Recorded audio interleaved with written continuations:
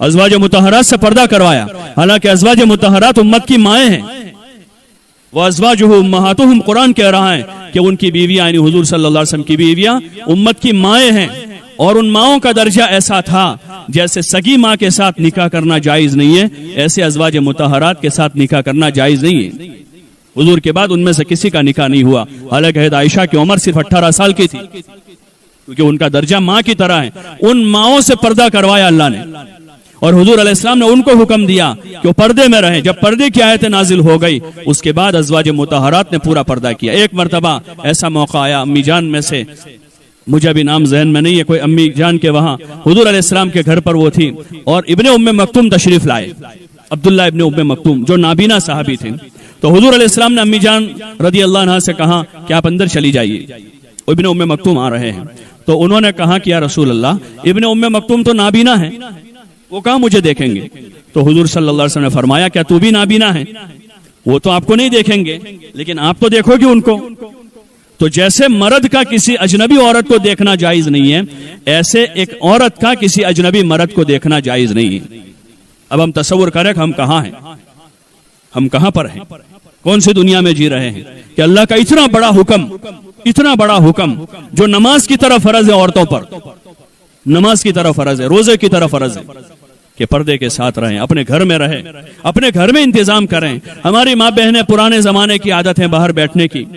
اس زمانے میں تھوڑی مجبوری یہ تھی کہ مکان بہت چھوٹے چھوٹے تھے، گھروں میں بجلی نہیں تھی، گرمی ہوتی تھی، باہر کھاٹ لگا کے بیٹھ کر آدھا گھنٹہ وہ تھوڑا فریش ہوتی تھی. اب اللہ نے انتظام کر دیا، مکان مناسب بننے لگے، گھروں میں پنکھے ہو گئے، کولر ہو گئے. اپنے گھر میں رہیں، اپنے گھر میں رہیں. اگر ہوا میں بیٹھنے کا دائیا ہے اس کا وہ ہے تو اپنے گھر میں اس کا انتظام کریں. اپنے پلاٹ پہ تھوڑی جگہ ایسی چھوڑ کر کمپاؤنڈ بنا لیں، اپنے گھر کے چھت پر دیواریں اونچی کر کے پورے پردے کے ساتھ رہنا کا اوپر چھت پر نظام کریں. باقی گھر کے باہر بیٹھنا، گھر کے باہر چارپائیاں لگانا، یہ ایمان والی عورت کو زیبا نہیں دیتا ہے، ایک شریف عورت کا کام نہیں ہے. یہیں سے ابتدا ہوئی ہماری بے حیائی کی، یہیں سے شروعات ہیں. اور پھر شادیوں میں اور منگنیوں کے موقع پر بن سور کر جانا اور ٹولے جمع کرنا، ناچنا کودنا، یہ تو انسانی برادری کے لیے شرم کی چیز ہے. ہاں، اس کو تو مہذب غیر مسلم بھی اچھا نہیں سمجھتے، وہ بھی اپنی ماں بہنوں کو اس سے روکتے ہیں جن کے پاس اسلام نہیں ہے، جن کے پاس دین نہیں ہے. اور ہمارے ملک کی پرانی تہذیب میں، ہمارے ملک کی پرانی تہذیب میں جو گھونگھٹ ہیں، گھونگھٹ کہتے ہیں گجراتی میں، وہ گھونگھٹ جو تھا وہ غیر مسلموں میں تھا، وہ ایک قسم کا پردہ ہے کہ وہ بھی پردہ کرتی تھی. یہ عورت کے لیے زیبا نہیں ہے. زینت اپنے شوہر کے لیے کریں، اور ضرور شوہر کے لیے زینت کریں تاکہ اپنے گھر کا ماحول سازگار رہے. عورت کا مرد کا میلان کسی اور طرف نہ ہو، اپنے گھر میں زینت کریں. گھر سے باہر نکلیں پورے پردے کے ساتھ نکلیں. پردہ ایسا ہو کہ پورے جسم کو اچھی طرح ڈھانپ لیتا ہو، فیشنیبل نہ ہو. راستے میں پیدل چلنے کا موقع ہو تو ایک طرف چلیں، بلا ضرورت شوہر کے پیچھے، بھائی کے پیچھے، ابا کے پیچھے سواریوں پر نہ پھریں. یہ شریف عورت کا کام نہیں ہے، شریف عورت کا کام نہیں ہے. یہ شریف عورت اللہ سے حیا کرتی ہے سب سے پہلے تو، کہ میرا اللہ مجھے دیکھ رہا ہے، میرا اللہ مجھے دیکھ رہا ہے. ہاں، سواریوں پر زیادہ گھومنے پھرنے کی عادت نہ بناویں.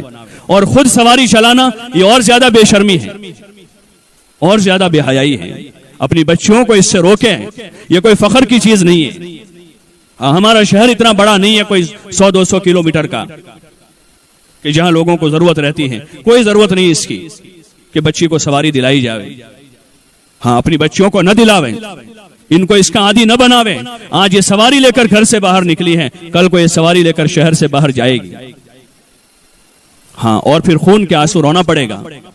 ہم اس کو قابو نہیں کر سکیں گے. جس تہذیب پر اہل یورپ تھوک چکے ہیں، جس تہذیب پر امریکہ تھوک چکا ہے، جس تہذیب پر عیسائی تھوک چکے ہیں کہ ہم اس تہذیب کو چاٹ رہے ہیں، اس تہذیب کو ہم چاٹ رہے ہیں کہ اب ان کی لڑکی جو ہے کسی اجنبی لڑکے کو گھر میں لا کر اپنے باپ سے کہہ رہے ہیں کہ میں اپنے دوست کے ساتھ آئی ہوں، تم تھوڑی دیر کے لیے باہر چلے جاؤ. یہ اس تہذیب کا پیش خیمہ ہے، یہ اس کی ابتدا اور شروعات ہے کہ بچیوں کو سواری دلائی جاوے، ان کو بائک دلائی جاوے، ان کو اسکوٹی دلائی جاوے. اس کو تو حیا کے ساتھ، اس کو تو سنبھال کے رکھنا ہے. یہ کنواری بیٹی ہیں، ہیرے سے زیادہ قیمتی ہیں. یہ ہماری پراپرٹی سے زیادہ قیمتی ہے، یہ ہماری جائیداد سے زیادہ قیمتی ہے، یہ اپنے باپ کی عزت ہے، یہ اپنے بھائیوں کی آبرو ہے، یہ اپنے خاندان کے لیے یا تو اپنے خاندان کو دنیا میں روشن کرنے کا ذریعہ ہے، یا یہ اپنے خاندان کو دنیا میں ذلیل کرنے کا ذریعہ بننے والی ہے۔ اس کو تو محفوظ رکھا جائے گا۔ پہلے مثال دی جاتی تھی چیزوں کی حفاظت میں کہ بھئی اس چیز کی ایسے حفاظت کرو جیسے تم اپنی کنواری بیٹیوں کی حفاظت کرتے ہو۔ اب وہ کنواری بیٹی بالکل ایسے ہی ہو گئی، اس کی کوئی قیمت نہ بچی۔ اپنی کنواری بیٹیوں کی حفاظت کریں، ان کو اپنے گھروں میں رکھیں، ضرورت کی تعلیم دلاویں، مکتب میں قرآن کی تعلیم دلاویں، اور اس کی 8-10 سال کی عمر تک اسکول میں اس کو 4-5 چوپڑی پڑھا کر اب اس کو اپنے گھر میں رکھیں، اس کو گھر میں رکھیں۔ یہی اس کے لیے عزت کی چیز ہے، یہی اس کا کوالیفیکیشن ہے۔ اس کو گھر میں رکھ کر اس کو روٹی پکانا سکھا دیں، اس کو چاول بنانا سکھا دیں، اور اس کو گھر سنبھالنا سکھا دیں، اس کو ماں باپ کے ساتھ، بھائی بہنوں کے ساتھ صلہ رحمی کرنا سکھاویں، اس کو گھر میں بٹھا کر صبر کا سبق پڑھاویں، اس کو گھر میں بٹھا کر زہد کا سبق پڑھاویں، اور اس کو گھر میں بٹھا کر حیا کا سبق پڑھاویں۔ یہ سبجیکٹ زیادہ اہم ہیں، ان کو زیادہ اسکول میں نہ بھیجیں۔ ہاں، فتنوں کا دور ہے، یہ فتنوں کا دور ہے، بے حیائی کا ماحول ہے۔ اس ماحول میں اگر ماں باپ چاہتے ہیں کہ سکون سے دنیا میں جینا ہے، اپنی بچیوں کو گھر میں رکھیں، گھر میں ان کی ساری ضرورتیں پوری کریں۔ عورتوں کے ذمے، جب اللہ نے ان کے ذمے کمانا نہیں رکھا کہ ان کا خود کا خرچہ اللہ نے باپ کے ذمے رکھا ہے، جب شادی ہو جائے گی تو شوہر کے ذمے ہے، پھر ان کو کیا فکر ہے؟ ان کو تو گھر میں آرام سے رہنا ہے، اللہ کی عبادت کرنی ہے، اپنے شوہر کی خدمت کرنی ہے، اپنے بچوں کی اچھی پرورش کرنی ہے۔ اس لیے اپنی بچیوں کو گھر میں رکھنے کا عادی بناویں، باہر نہ بھیجیں، ان کو سادگی کا سبق پڑھاویں، ان کو حیا کا سبق پڑھاویں۔ ہماری پرانی بہنیں، مائیں، دادیاں، نانیاں، اللہ انہیں جزائے خیر دے کہ انہوں نے اپنی بچیوں کو یہ سبق پڑھایا تھا، تو ان کی بچیاں کبھی جھگڑا کر کے گھر نہیں آئی، کھانا نہیں ملا اپنے گھر میں رہی، چٹنی روٹیوں پر انہوں نے گزارا کیا ہے۔ عید کے دن کپڑے نہیں ملے تو وہ یعنی دوسرے کسی سہیلی کے کپڑے پہن کر اپنی ماں کے گھر آ جاتی تھی کہ میری ماں کو پتا نہ چلے کہ میرے پاس نئے کپڑے نہیں ہیں، اور میرے باپ کو پتا نہ چلے۔ یہ ان ماؤں کی تربیت کا اثر تھا کہ ہمارے ماں باپ ہماری وجہ سے دکھی نہ ہو، ہمارے بھائی ہماری وجہ سے دکھی نہ ہو۔ یہ اس تربیت کا اثر ہے جو گھر میں ہوتی ہے، جس تربیت میں سادگی ہے، صبر ہے، حیا ہے۔ یہ سبق پڑھانے کی ضرورت ہے۔